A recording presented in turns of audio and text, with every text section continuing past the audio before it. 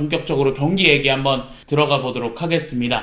네, 어제 경기가 뭐 말씀드렸던 대로 이재성 선수와 손흥민 선수 9.12호의 어떤 기념비적인 경기였는데, 이재성 선수의 100경기 그리고 손흥민 선수의 137경기 굉장히 축하할 일이라고 볼 수 있겠습니다. 그리고 브라질 같은 경우에는 역시나 이 브라질이 한국에 자주 온다는 게 느껴졌을 정도로 네. 어쨌든 이 뭐 한국어로도 게시물을 만들고 이런 모습들을 볼 수가 있었어요. 인스타그램 보면 브라질 네. 이렇게 적기도 했고요. 그리고 여기 이제 선발 라인업 떴을 때도 여기 따로 이렇게 올렸더라고요. 스쿼드를 이제 번역기 돌리니까 네. 분대가 된 거죠. 예, 그렇죠. 분대가 돼가지고 이제 이렇게 번역기 돌려가지고 예, 선수들 이름들 쭉 적기도 했고요. 예, 저 처음에 이게 그림 만화 처음 돼 있어가지고 네. 브라질 축구협회 아닌 줄 알았어요. 예, 그리고 이런 영상도 올렸더라고요. 예. 한국에 와서 있었던 네. 영상들. 이렇게 한국에 조금 느낌을 나게 예, 이렇게 영상까지 제작해가지고 어우.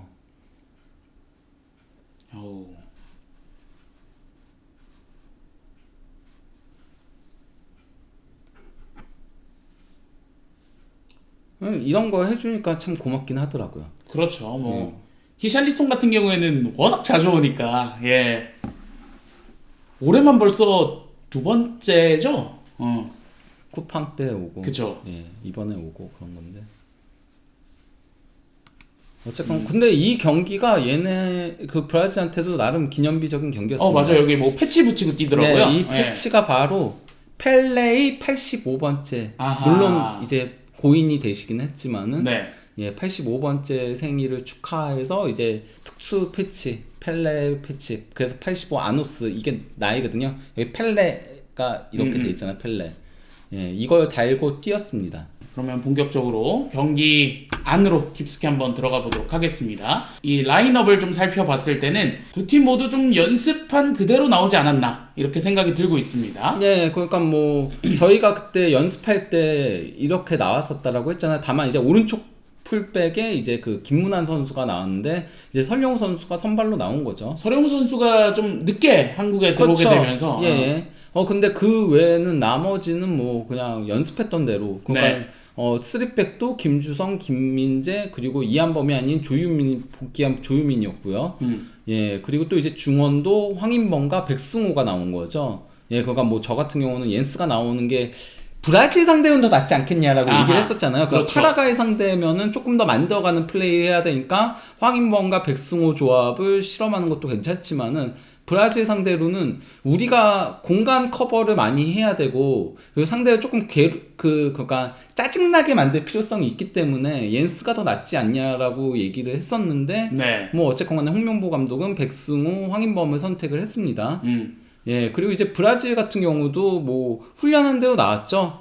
그러니까 뭐 쿠냐, 에스테방, 호드리고, 비니시우스, 포톱 다 나왔고요. 네. 그리고 또 이제 여기 훈련할 때는 파케타였는데 이거는 이제 기마랑이스가 이슈가 있었잖아요. 그렇죠. 그러니까 좀 돌아오는. 네, 비행기의 창문이 깨져서 다시 돌아갔다 네덜란드 갔다가 다시 오는 그런 이슈가 있어서 늦게 합류했기 때문에 실제 뭐 글로브 에스포티에서 이제 그 기마랑이스가 선발로 나올 가능성도 있다라고 얘기했는데 딱 그대로 나온 겁니다. 나머지는 딱 훈련했을 때 너무 진짜 뭐 이게 아무래도 평가전이다 보니까 이게 만약에 월드컵 본선이고 하면은 약간 조금 위장도 하고 이러거든요. 아니면 어떻게든 숨기려고 하고 그러는데 그런 거 없이 나왔는데 근데 뭐 여기 상우는 4-2-3-1로 표기가 되긴 했지만은 실질적으로는 위치들이 많이 바뀌긴 했죠. 물론 뭐 비니시우스랑 에스테방은 조금 그래도 사이드를 밟고 다니면서 네. 상대 그 대한민국 대표팀의 수비폭을 좌우로 넓히는 역할들을 하긴 했지만은 그럼에도 이 선수들도 중앙으로 오는 경우도 많고 스위칭이 정말 많이 되고 특히 쿠냐는 거의 미드필더처럼 내려가서 뛰었어요. 쿠냐가 내려가서 뛴 거는 이제 대한민국 대표팀 수비를 끌어오는 역할을 계속한 거죠. 예, 그래서 이제 안첼로티 감독도 경기가 끝나고 이제 기자회견에서 그런 얘기를 한 겁니다. 좋은 볼 컨트롤 능력을 갖추고 있을 때 볼을 가지고 어떻게 플레이하는지 이에 더해 후방에서 돌파할 때 어떤 문제가 없는지 아는 게 중요하다.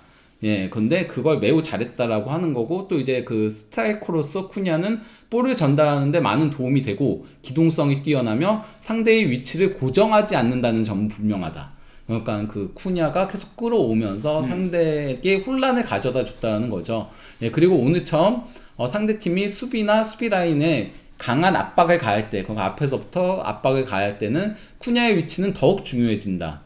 그러면서 이제 우리한테는 이고르 제수와 히샬리송이라는 각기 다른 특징을 가지고 있는 선수들도 있기에 우리는 다양한 공격 옵션이 있다라고 얘기를 한 건데, 예, 실제 뭐 이 경기에서 이게 이제 비니시우스의 히트맵인 거거든요. 네.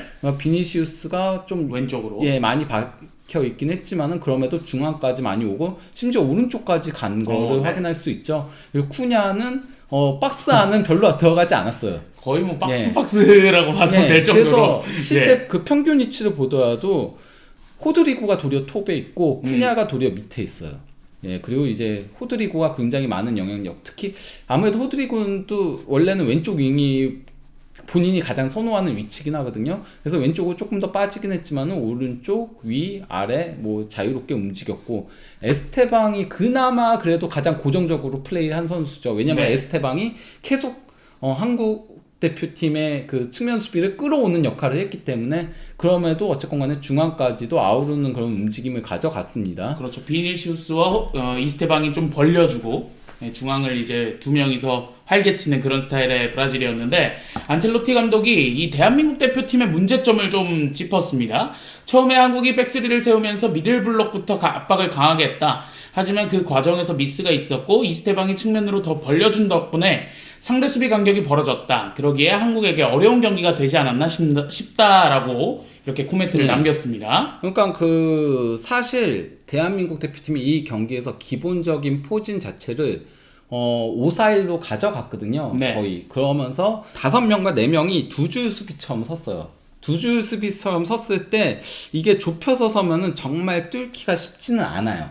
기본적으로 내려 앉아서 플레이를 하다 보면은 그걸 뚫기 쉽지 않다는 거 이제 저희가 그 LAFC랑 그 애틀란타 유나이티드 경기에서도 확인할 수 있었잖아요. 네. LA가 체급이 훨씬 애틀란타보다 높은 팀임에도 불구하고 상대가 그렇게 내려앉아서 밀집 수비를 할 때 뚫기 힘들다는 거를 확인할 수 있었는데, 근데 이제 브라질은 그거를 너무나도 쉽게 뚫었고, 그 뚫을 수 있었던 원동력은 이제 에스테방과 그리고 비니시우스 그리고 호드리구도 측면으로 많이 빠졌잖아요. 네. 예, 이들이 이제 좌우 측면 폭을 굉장히 넓히면서 그러면서 한국 수비를 어차피 이렇게 내려앉아 있기 때문에 세로 공간은 어떻게든 이걸 뚫긴 쉽지 않거든요. 그럼 좌우로 늘리는 거예요.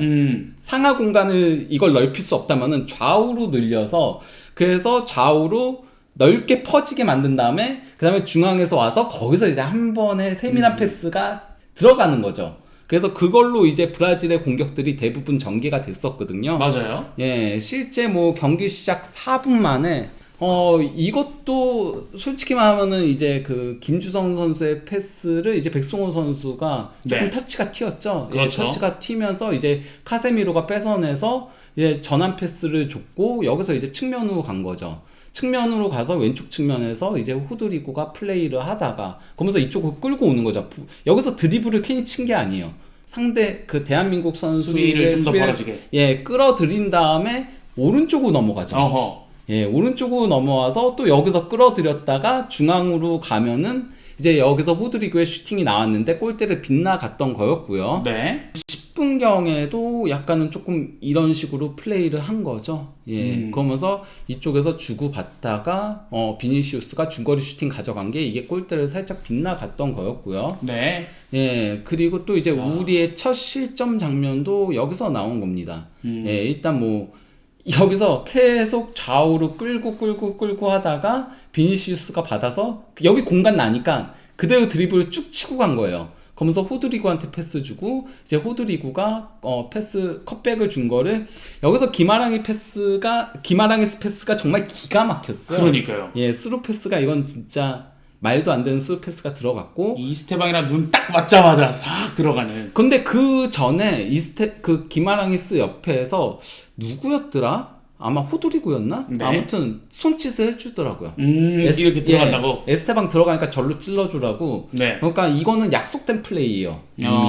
그래서 약속된 플레이를 통해서 기마랑이스가 찔러줬고 이스테방이 마무리 지었는데 바로 이 장면이거든요. 그렇죠. 일단 기마랑이스 패스가 괴물이긴 했어요. 네. 공간이 그렇게 없었거든요. 공간이 없었고 기본적으로 이걸 보고 주면은 걸려요. 근데 보지 않고 이 사이 패스를 찔러주다 보니까 이스테방도 들어가는 타이밍이 정말 좋았죠. 그렇죠. 예, 그래서 이제 이스테방도 여기서 이제 마무리를 짓긴 했는데 여기서 또 한 가지 아쉬운 점이 있다면은 백승호 선수랑 이태석 선수의 수비였다라고 할 수 있어요.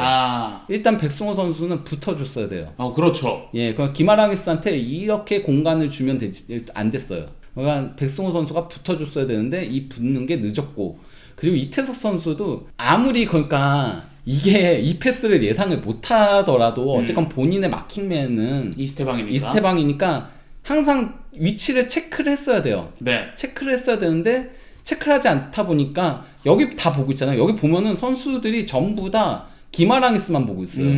기마랑이스만 보고 있다 보니까 뒤로 돌아 들어가는 선수를 체크를 못한 거죠. 그래서 이스테방이 뒤에 있었는데, 왜냐면 뒤에 있어야죠. 안 그러면 옵사이드에 걸리니까. 그렇죠. 뒤에 있었는데 앞으로 튀어나와서 골을 넣게 된 거죠. 이 패스의 강도도 사실 상당히 중요했는데 그만큼 기마랑이스의 패스가 너무 좋았다. 그리고 이스테방의 침투도 좋았고 우리의 수비의 아쉬움도 좀 겹치면서 첫 번째 실점이 나오지 않았나. 네. 이렇게 생각이 되고 있습니다. 네. 그리고 또 상대가 이제 측면으로 벌리는 거죠. 먼저 그 쿠냐가 내려와서 여기까지 그래서 측면으로 벌려줬고, 예, 이걸 이제 받은 에스테방이 볼을 끌고 가다가 전진 패스, 거의 오버래핑에 들어온 이제 쿠냐죠. 쿠냐한테 전진 패스 줬고 여기서 이제 쿠냐가 스루 패스 주는. 근데 사실 여기서도 공간이 너무 벌어졌어요. 다. 그렇네요. 간격이 완전 벌어져 있네요. 예, 그러다 보니까 이 쿠냐가 줄 때 이미 3대2 상황이 된 거예요. 3대2 상황으로 우리가 파이프 빼고 나왔음에도 3대2 상황에 직면하게 된 거였고, 예, 하지만은 여기서 비니시우스의 힐 슈팅을 이제 김민재 선수가 이거는 수비 잘해준 거였죠. 예, 그래서 김민재 선수가 잘 막아냈다라고 할 수 있겠고요. 그리고 이것도 이제 실점 장면인데 보세요.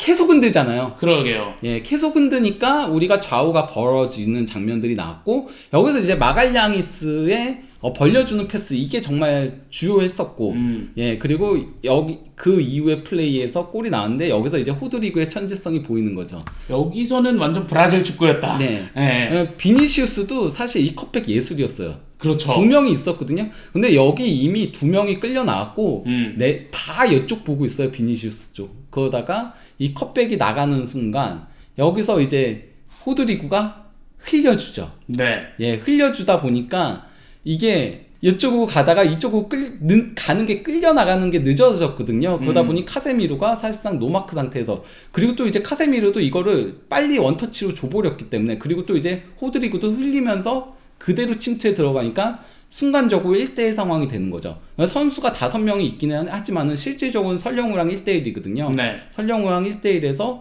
그러면 뭐 호드리구 정도면은 설령우 선수 가볍게 제끼고 골을 넣을 수 있는 거죠. 예. 이 장지현 해설위원의 코멘트였던 걸로 기억이 나는데, 수비가 많다고 해서 수비를 잘하는 게 아니다. 그렇죠. 네, 그 멘트가 오늘 경기를 가장 대변하는 그 코멘트가 아니었나. 예. 예. 그리고 어쨌건 간에 기본적으로 우리가 밀집 수비를 할 생각이었다면은 이렇게 벌어지는 상황들이 나오면 안 돼요. 그렇죠. 예, 그러니까 사실 측면에서는 골을 넣을 수가 없거든요. 이런 측면에서는 골을 넣을 수가 없기 때문에 이렇게 끌려 나갈 이유가 없어요. 네. 2명씩이나, 그것도 한 명은 몰라도 2명씩이나 끌려 나올 이유가 없는 거거든요. 그런데 계속 끌려 나오면서 자연스럽게 공간이 벌어지는 거죠. 그리고 그 공간이 조금만 벌어져도 브라질은 마무리를 지을 수 그렇죠. 있다. 이게 그거 다른 팀이면 문제가 안 돼요. 그러니까 뭐 미국이라던가 뭐 이런 팀들이면은 이렇게 해도 괜찮은데, 브라질은 이 조금의 공간만 나와도 파고드는 팀이니까. 그렇죠.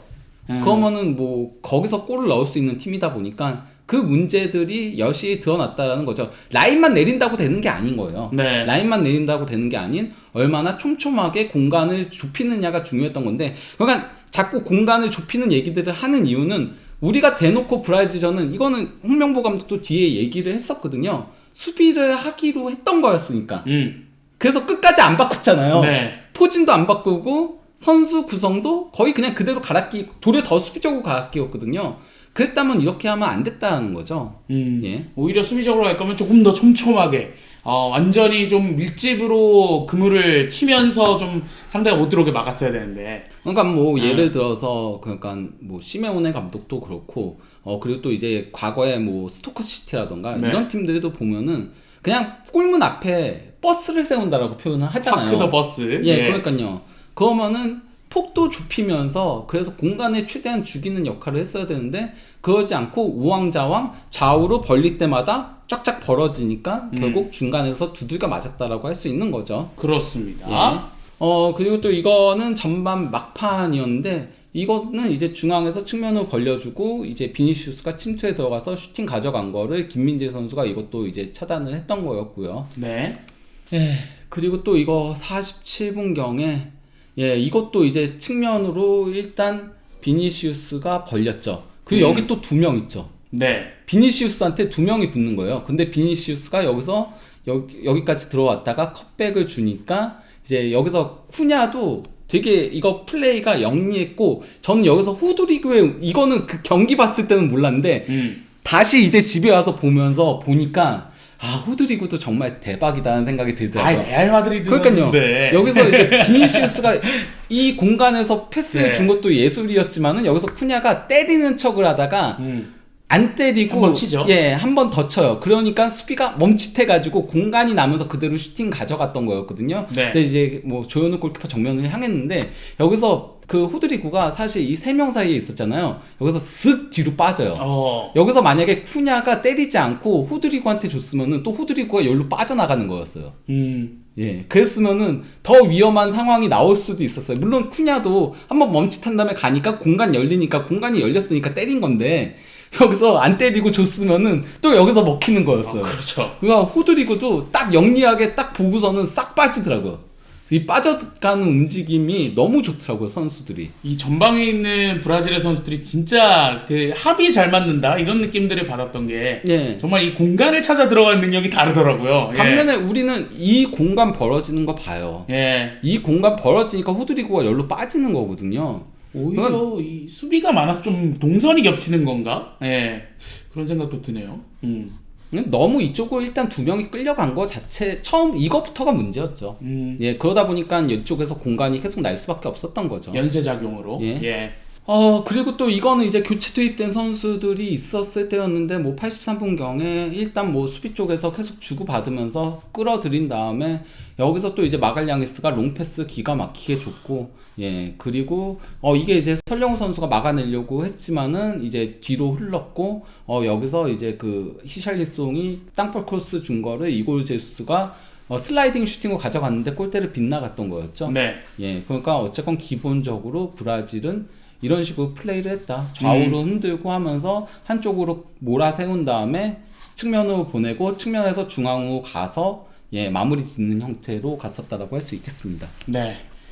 그러면서 이 하프타임과 경기 후에 뭐 홍명보 감독의 코멘트도 있었는데 하프타임이 끝나고 뭐 홍명보 감독은 전반전에 수비도 그렇고 공격도 그렇고 몇 장면은 괜찮았다 그랬는데 뭐가 괜찮았는지 사실 모르겠고요. 특히 공격은 괜찮은 게 하나도 없었죠. 예. 예, 우리 슈팅 하나였어요, 전반전에. 그 하나도 코너킥에서 나온 거였어요. 그 슈팅 굴절돼서 나간 거 그거죠? 그러니까요. 예, 그 이강인 선수가 코너킥 올린 게 이제 수비가 걷어낸 거를 황인범 선수가 슈팅 가져간 게 수비 맞았던 거였거든요. 네.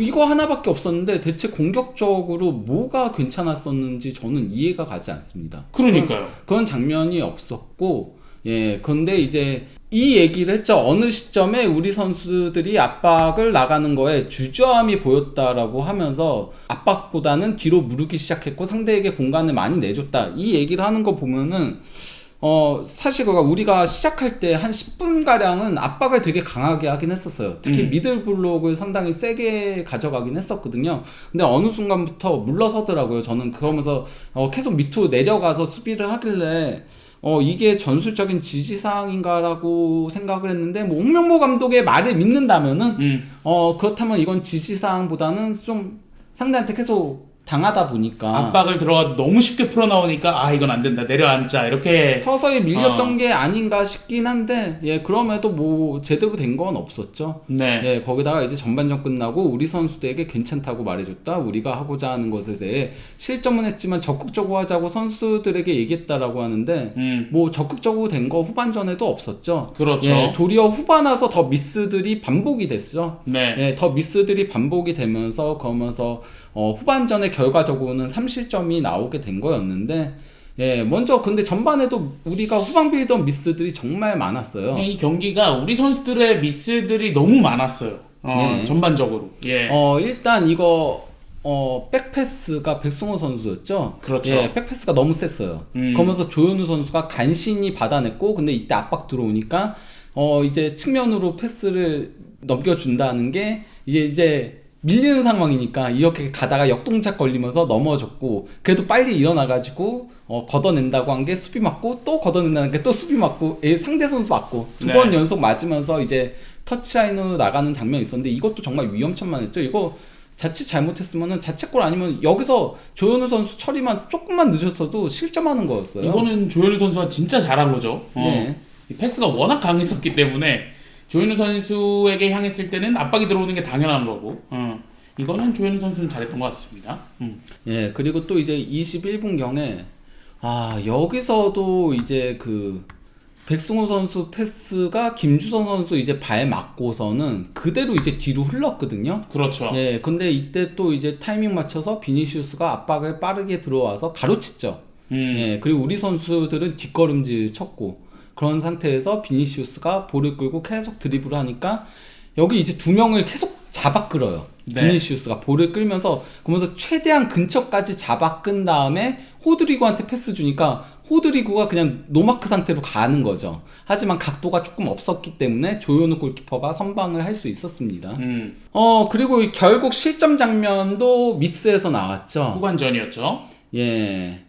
그러니까 이거는 좀 김민재 선수의 큰 실수였고, 네. 저는 김민재 선수가, 그러니까 사실 김민재 선수가 이 경기에서 잘한 장면들도 많긴 했거든요. 아까 비니시우스 선수의 슈팅을 두 번 막아내는 장면들도 있었잖아요. 그리고 전반적으로 이게 좌우로 넓어지면서, 그러니까 그 좌우 스토퍼들이 계속 측면으로 끌려 나갔거든요. 이 끌려 나간 것들이 결국 좌우 윙백들이 상대의 윙들을 저지하지 못하다 보니까 끌려 나간 것도 있긴 해요. 네. 예, 근데 끌려 나가면서 그러면서 김민재 선수가 많은 공간을 커버해야 되는 장면들이 있긴 했었는데, 근데 여기서 김민재 선수가 이제 백패스를 받을 때 터치가 조금 튀었어요. 튀면서 터닝을 하면서 패스를 하려고 하다가 이스테방한테 뺏기면서 실점을 허용한 건데, 그 김민재 선수가 항상 보면은 앞으로 패스를 보내려고 하잖아요. 연결을 네네. 하려고 항상 그러는데 이렇게 미스를 했을 때는 그냥 안전하게 걷어내는 게 방법이에요. 솔직히 말하면은. 예. 너무 연결해 주려고 하기보다는 네, 그냥 그러니까- 바깥으로 내보내고. 예, 바이언에서도 실수할 때 이럴 때 실수들을 좀 많이 하거든요. 지난 그 경기에서도 파포스전 실점을 했을 때도 네. 그때도 물론 오르샤가 말도 안 되는 그렇죠. 골을 넣긴 했지만은 그럼에도 그걸 연결해 주려고 하다가 도리어 뺏기면서 간 거였거든요. 네. 그래서 이제 실점을 허용한 거기 때문에 김민재 선수도 어쨌건 간에 특히나 이제 최후의 보루잖아요. 김민재 그렇죠. 선수가 어떤 의미에서는 수비 라인에서 예, 그렇기 때문에 너무 연결해 주려고 하는 것보다는 걷어낼 때는 확실하게 걷어내는, 특히 이제 본인의 터치 미스가 나왔을 때는 그런 것들이 필요하다라고 할 수 있겠습니다. 어차피 내려앉을 거. 네, 그러니까요. 예. 네. 그렇습니다. 추가 실점 장면도 우리의 미스에서 나왔죠. 예, 그가 기마랑이스가 가로채고 카세미로가 그대로 패스 연결해서 비니시우스가 패스 준 거를 호드리구가 마무리를 지었던 거였는데요. 네. 예, 여기서도 또 미스죠. 예, 그가 패스가 갔을 때 터치가 또 튀었어요. 터치가 튀면서 여기서 이제 기마랑이스가 잘 가로챘고 이걸 이제 카세미로가 그대로 루즈볼을 받아서 전진 패스 줘서 여기서 또 이제 호드리구 예술이에요. 예. 예, 호드리겐다 비니시우스. 예, 그 둘은 진짜 안 봐도 서로 아는 거. 물론 이전에 여기서 이제 이거 체크한 있거든요. 거죠. 예. 예, 체크한 거지만은 그럼에도 뛰어 들어갈 거를 안 거죠. 그리고 이쯤이면 여기까지 왔을 거라는 거 알고 아예 보지도 안 않고 보고 주더라고요. 예, 예. 거기다 이 정도 꺾기가 쉽지가 않거든요. 터닝하면서 그대로 꺾어서 패스 줬고 이걸 이제 호드리구가 마무리 지었던 거였죠. 네. 예. 야, 이 딱 한 번 딱 체크하고 주는 게 이게 클래스구나. 네. 예, 느껴졌습니다. 노룩으로 그냥 패스 줘서 마무리 짓는 장면이 있었습니다. 예. 73분경 실점 장면 여기 실점인다. 슈팅 허용 장면 여기서도 또 가로채기 당한 거예요. 네. 예, 위험 지역에서 걷어낸 게 좀 잘못 걷어내지면서 여기 쿠냐가 가로채서 패스 줬고 기마랑이스가 슈팅을 가져갔으나 이건 조유민 선수가 잘 막았었고요. 예, 그래서 조유민 선수가 좀 몇몇 중요한 수비들을 하는 장면들이 특히 후반전에 좀 있긴 했었습니다. 네. 네. 비니시우스 골 이것도 장면이죠. 실점 장면이었는데 이거는 일단 네. 코너킥 우리가 공격 상황이었죠. 근데 벤투 키퍼가 솔직히 말하면은 펀칭을 잘 해내지 못했어요. 하지만은 우리가 압박을 들어갔는데 이걸 잘 풀어 나왔고 거기서 이제 그러니까 우리가 전체적으로 앞으로 쏠려 있었잖아요. 네. 쿠냐의 또 스루 패스가 예술이었죠. 감아 돌아가는. 그래서 속도가 딱 죽는. 그래서 비니시우스가 뛰어가는 거에 맞춰서 그 속도에 맞춰서 감아 들어가는 스루 패스를 줬고 근데 그 이후에 또 비니시우스의 기가 막힌 그렇죠. 드리블이 나오죠. 비니시우스가 사실 농락한 거죠. 예, 드리블로 쭉 치고 들어가다가 박스 안에서 한번 툭 치는데 왼발 슈팅을 가져가는 척하면서 접었죠. 접으니까 여기 넘어지죠. 넘어지고 그대로 오른발로 빠르게 슈팅을 가져가면서 골을 넣은 거였습니다. 이게 역습이다의 정석이었거든요. 예. 네. 그러면서 이제 뭐 홍명보 감독이 이제 기자회견에서 이제 후방 빌드업 과정에서 실수 나왔다. 실험의 일환인가라고 얘기를 했는데 네. 두 가지를 준비했다라고 하면서 첫 번째는 상대의 전방 압박 숫자가 많을 경우에는 롱볼을 이용해서 우리 공격수와 상대 수비가 1대1 상황을 만드는 것이었다. 이게 그러니까 뭐 기본적으로 역습하는 팀들의 패턴인 거거든요. 상대가 압박을 많이 들어오면은 그만큼 후방에 숫자가 없다는 거니까 일단 롱볼 보내고 붙여보는 거예요. 붙여봐서 그 상황을 만드는 거였다라고 얘기를 하는데 저는 그 상황이 우리가 많이 나왔나 싶은 생각은 들긴 해요. 왜냐면은 실제 어제 경기에서 롱볼 숫자가 브라질이 37회, 우리가 38회, 비슷하네요. 1회밖에 더 많지 않았어요. 예. 그러니까 우리가 그렇게 저는 솔직히 말하면 우리가 그 붙이는 상황 자체도 그렇게 나오지 않았어요. 그러다 보니까 손흥민 선수한테 연결되는 상황 자체도 그렇게 많진 않았었거든요. 그래서 저는 저게 과연 지시를 내린 게 맞는지, 그리고 그게 정말 그러면은 유효하게 된 건지에 대한 의문점은 조금 들긴 하고요. 네. 그리고 이제 우리 숫자가 많을 때는 빌드업을 하기로 했다. 빌드업을 하는 것이 중요하다. 선수들이 빌드업 하다가 뺏겨서 상대의 시점을 하고 그래서 자신감이 떨어진 점도 있지만 그런 과정을 계속 거쳐야 한다라고 했는데 근데 뭐 그러니까 저는 빌드업 과정에 대해서도 좀 할 말이 있어요. 네. 빌드업이라는 거는 솔직히 말하면 약속된 플레이거든요. 기본적으로. 그러니까 브라질 같은 경우가 어제 그런 것들이 많았어요. 그러니까 뭐 기마랑이스의 그 스루 패스도 기마랑이스의 스루 패스도 예술이었지만은 약속된 플레이였다. 이스테방이 돌아 들어갈 때 찔러주자. 그리고 뭐 그 전에 다른 선수가 손짓하는 게 있었거든요. 그리고 브라질 같은 경우는 이런 식으로 손짓해주는 게 있어요. 여기서도 골키퍼가 손짓을 해주는 장면이 있고 앞에 선수 있다라는 거거든요. 네. 측면에.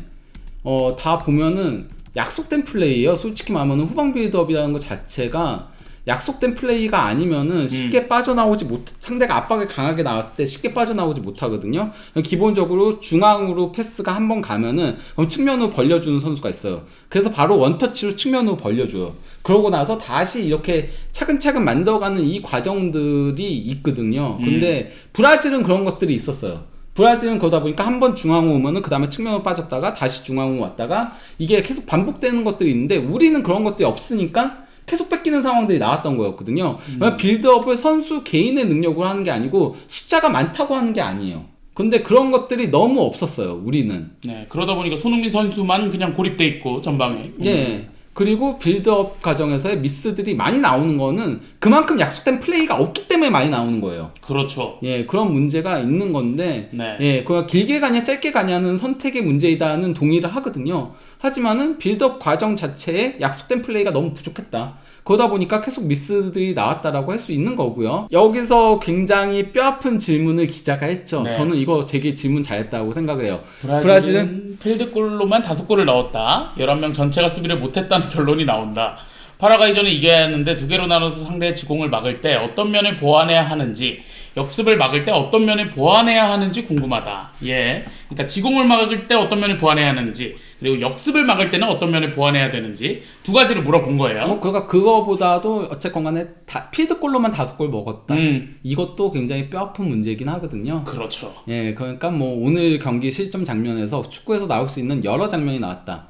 실수도 있고 상대가 잘해서 골을 넣기도 했다. 마지막엔 역습도 있었다. 이런 부분들은 앞으로 우리가 개선해 나가야 한다. 개인적인 실수는 나중에 실수를 안 할 수도 있는 부분이다. 너무 그렇게 부정적으로 볼 필요는 없는 것 같다. 김민재가 다음 경기에서 실수 안 할 수도 있다. 근데 저는 그냥 여기서 끝냈어야 됐다라고 생각해요. 얘기했으면은 너무 부정적으로 볼 필요는 없는 것 같다. 예, 그냥 이 얘기했으면 그냥 넘어갔으면 되거든요. 그러니까 저 얘기는 왜 하는? 그러니까 김민재 선수 실수 안 했으면 뭐 이겼습니까? 그런 거 아니잖아요. 예, 차라리 처음부터 지적을 하던지. 예, 이걸 왜 이렇게 했는지는 모르겠고, 예, 어쨌건 간에 그러면서 지난 미국 원정 때와는 다르게 잘 되지 않았던 것이 압박이다. 근데 그럴 수밖에 없죠.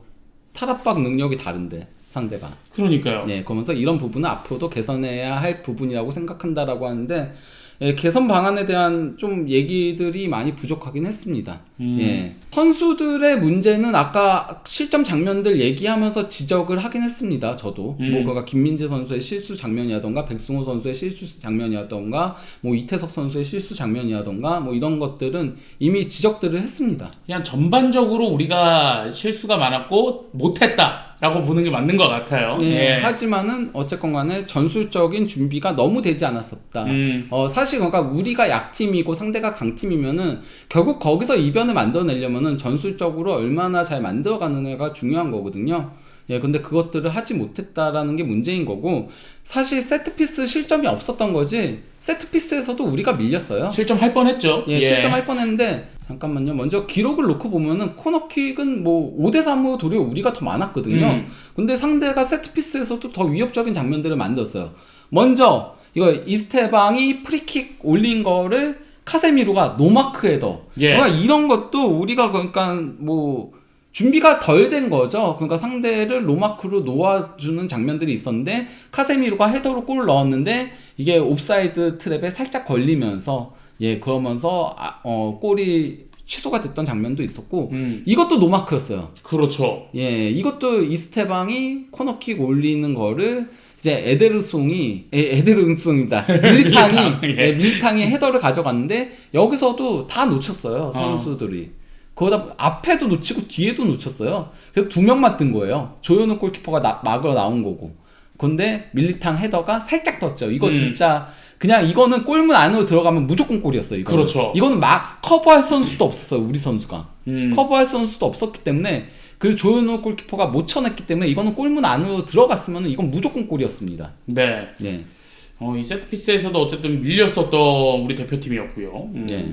그러면서 이제 경기 전반적으로 그냥 뭐 일방적으로 밀린 경기였죠. 뭐 네. 공격 위협도 그래프를 보더라도 우리가 공격한 상황은 거의 없었고요.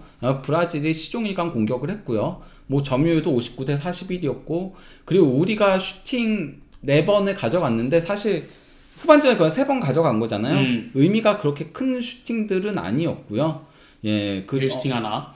그 유슈팅 하나도 솔직히 말하면 김진규 선수의 중거리 약간 크로스성 슈팅이었죠. 골키퍼한테 이렇게 그냥 잡힌 거. 예. 예. 그겁니다. 예. 그리고 뭐 박스 안에서의 슈팅도 2번이었는데 그 2번도 솔직히 말하면은 거의 박스 바깥에 가까운 위치에서의 슈팅이었고요. 어느 한 부분에서도 우리가 제대로 한 부분이 없었다라고 할 수 있겠는데 실제 이건 기대 득점을 보더라도 알 수 있는 거죠. 0.14 대 2.94. 예, 그러니까 우리는 한 골을 넣을 수 없는 상황이었습니다. 그러니까 박스 안 슈팅 2번도 이렇게 멀리서였고, 네. 예, 그리고 또 이제 이게 유효 슈팅이거든요. 김진규 선수. 예. 예, 이거는 사실 롱 크로스에 가까웠죠. 얼리 크로스에 가까운. 예. 네. 그렇죠. 그리고 나머지 슈팅 3개는 다 수비병 맞고 나갔고, 예, 그러니까 뭐 공격적으로는 진짜 뭐 한 게 하나도 없었습니다, 우리가. 예. 네, 그러면서 또 이런 홍명보 감독에게 질문을 했었습니다. 많은 면에서 밀린 양상이었는데 중간에 전술의 변화를 주지 않은 이유에 대해서도 물어봤어요. 그랬더니 뭐 상대의 공격수들이 스트라이커 역할을 하기보다 내려와서 미드필더 역할을 하면서 본인들이 볼을 받아 빠르게 공격 전환을 했다. 그래서 우리 수비수들이 맨투맨을 하지 못하고 계속 밀려오는 상황이 있었다. 볼을 잡았을 때 뒤에서 한 명이 나가서 볼을 갖고 있는 선수를 밀착하고 나머지는 커버링을 하는 상황을 만들자고 전반 끝나고 지시했다. 중간에 풋백으로 바꿀 생각도 했지만 이 경기는 선수 구성도 그렇고 경기 자체적으로 5백으로 경기를 마치는 게 낫다고 생각했다라고 전했습니다. 예.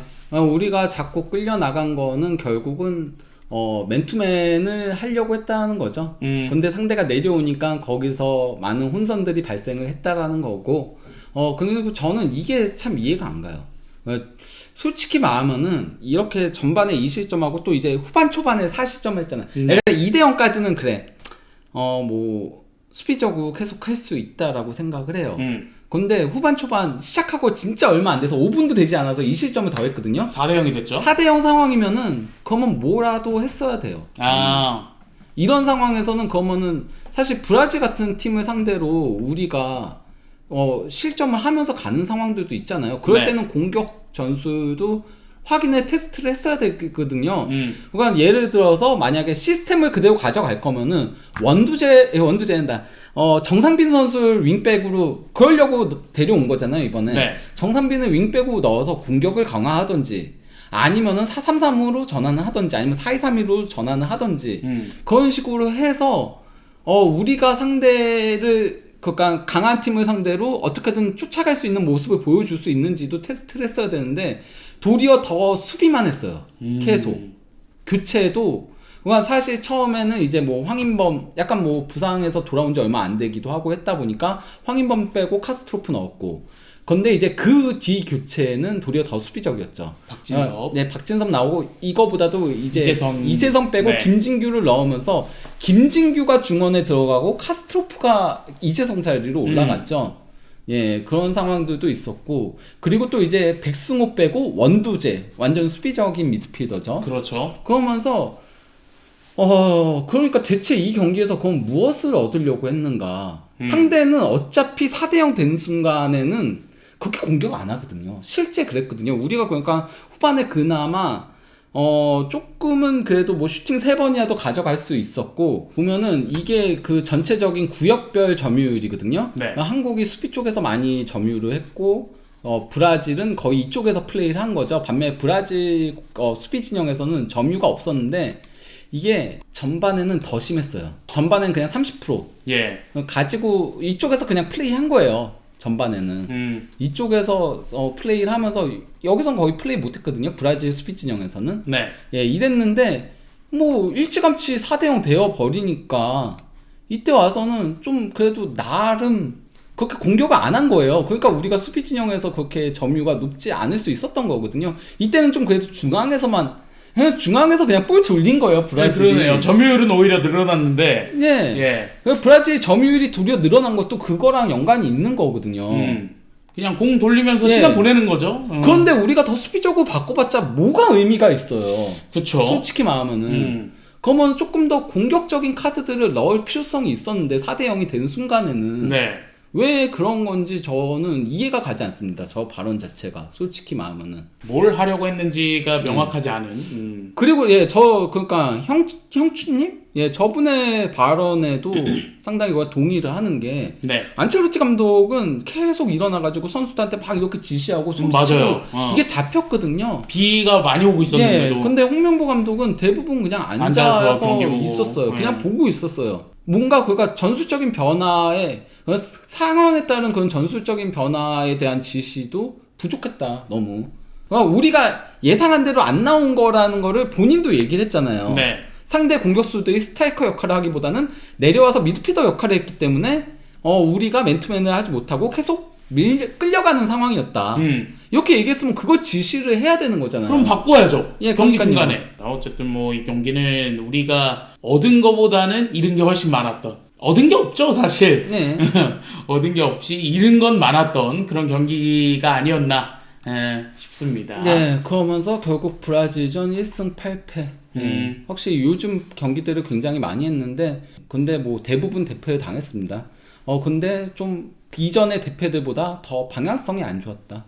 이번에는. 그렇죠. 뭔가 그래도 한 골씩이라도 넣는 그런 장면들이라도 있었는데, 그리고 우리 축구를 하려고 하는 거라도 있었는데, 우리 축구를 하려다가 체급차로 그냥 대패를 한 거였는데, 이번에는 이도저도 아니었다. 그냥 수비만 하려고 했는데 그 수비조차 하지 못하면서 그냥 수비만 하려고 했는데 5대 0인 거예요. 이게 문제인 거죠. 지금 역대 4번째인가? 최다 점수 패배잖아요. 예. 최다 점수차 패배. 그거는 조금 이따가 얘기를 드리도록 하겠고요. 예, 그러니까 이게 지난 카타르전이었거든요. 네네. 예, 카타르 월드컵이었거든요. 카타르 월드컵 때도 어쨌건 간에 점유라도 했어요, 우리가. 53대 47이었고 지금보단 점유를 훨씬 많이 한 거죠. 그리고 슈팅이라도 8번을 가져갔고 빅찬스를 한 번에 만들어서 골을 넣은 거거든요. 네. 근데 오늘은 그거 자체도 없었다는 거예요. 골키퍼 선방도 5회 5회로 동일했어요. 그러니까 벤투 감독은 그래 우리가 대패 당하더라도 우리 축구라도 해보자 이런 거라도 있었는데 이런 것도 없었다는 거죠. 패스 숫자도 막 크게 차이 나진 않고. 예, 점유율이 비슷하니까 그렇죠. 그러니까 예. 패스 숫자가 차이가 별로 나지 않는 거죠. 그러다 보니까 뭐 이번 경기가 우리 대표팀 축구 역사상 최다 점수차 패배 공동 4위입니다. 예, 그냥 5대 0인데 그러니까 사실 그거보다 더 실점을 많이 했던 거는 너무 옛날이죠. 예. 네. 거의 초창기. 그러니까. 예, 1948년 올림픽 이때는 올림픽도 그때는 프로가 없다 보니까 네. 올림픽에 이제 성인들도 다 나오고 했었거든요. 예, 그때 이제 스웨덴한테 12대 0으로 졌던 적이 있고 1954년 월드컵 헝가리. 예, 헝가리와 이제 튀르키예한테 9대 0, 7대 0으로 졌던 거고. 그러고 나서 이제 2016년 이때 스페인한테 평가전에서 예, 6대 1로 졌었죠. 5골 차로 패하고 이번에 5대 0. 5대 0 두 번이 딱 이제 졌대죠.